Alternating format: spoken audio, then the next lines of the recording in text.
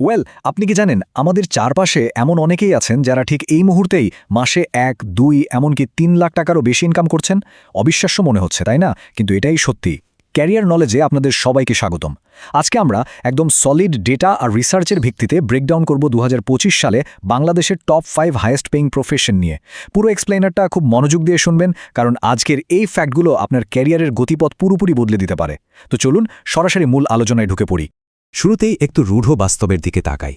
ধরুন একদিকে আছেন অনেক ডিগ্রিধারী যারা পড়াশোনা শেষ করে ওই ২০ থেকে ৩০ হাজার টাকার একটা জবের জন্য রীতিমতো স্ট্রাগল করছেন, মাস শেষে তাদের পকেট ফাঁকা।